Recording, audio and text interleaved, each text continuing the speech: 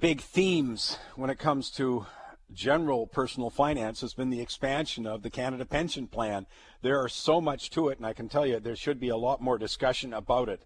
I've got Rob Levy on the line with me right now. Hey, Rob, what were the first couple of things that sort of popped out at you when you saw this proposal coming out of the provincial and federal meetings in Vancouver a couple of weeks ago, less than a couple of weeks ago?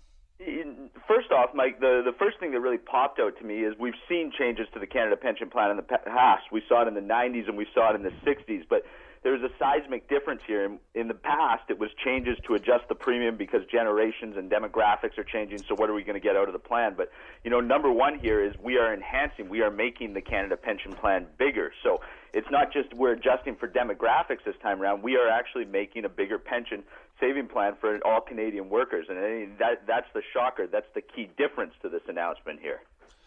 Your quick take on winners and losers in this?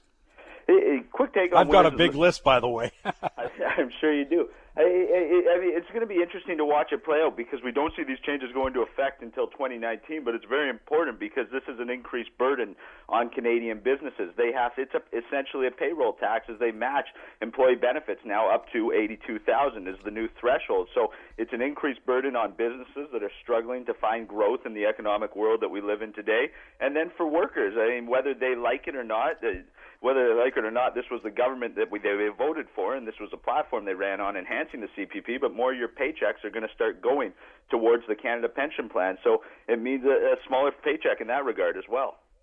Well, and again, I think we have to look at the impact of that on the economy in the context of what other things are rising. And I'm very critical of the academic work done on this.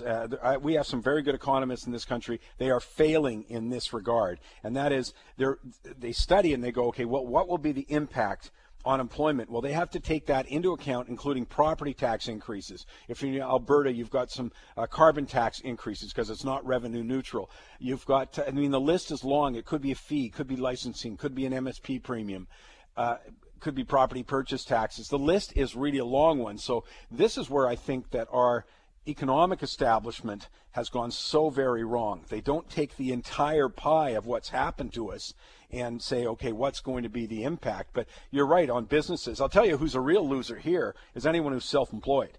If you're self-employed, this is not good news. Why? Because you pay both sides of this equation. You're going to pay the employee and the employer part, and you could do much better if you were allowed to have that into the RSP. And Rob, I think that's one of the other key components here.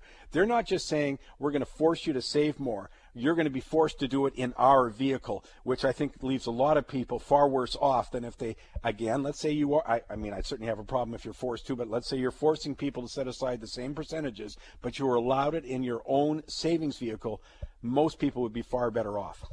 You're exactly right, and as you speak to that, that was one of the things that this enhancements to the CPP was sold on, was that Canadians are under-saving. But as you said, a lot of the academic research and looking and ranking Canadians against other countries shows that our retirees actually stack up pretty well, and in terms of poverty, in terms of seniors, lower than most developed nations. So the idea that we're under-saving in this country might have been, in fact, a little bit of a myth in itself as well.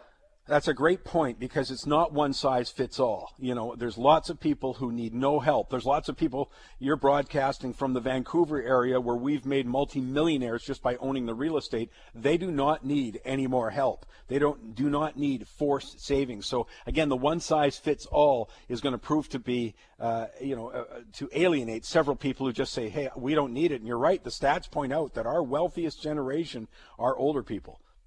Exactly. And so for a winner for you, Mike, and I love this point because it's a lot of the ones the critics of the plan have been pointing out, is anyone with a public service or a public pension plan, they're a winner in this plan because now the CPP is going to contribute more to their benefits, so it takes some pressure off the public pension plans just for a little while, for a time being.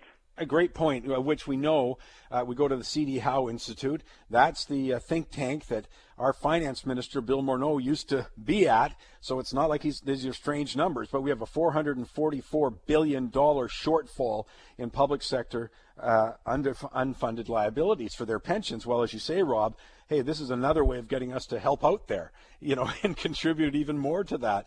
No, there's a lot more than meets the eye, but as I say, I know you're in business, so this is going to cost you more. You work, it's going to cost you more. I'm just hoping that we get a little more specific on, who wins and who loses within this, because it's not so simple. No, it's certainly not. I mean, in essence, it is a government-mandated wage increase, and that's what people are going to see in the long term. I mean, they're going to pay more into it. It means less out of your paychecks, but over the long term, you're hoping for a bigger pension. But that's what this change effectively has done. Great stuff as always. Thanks, Rob. Have a terrific rest of the Canada Day weekend. Thanks, Mike. You too.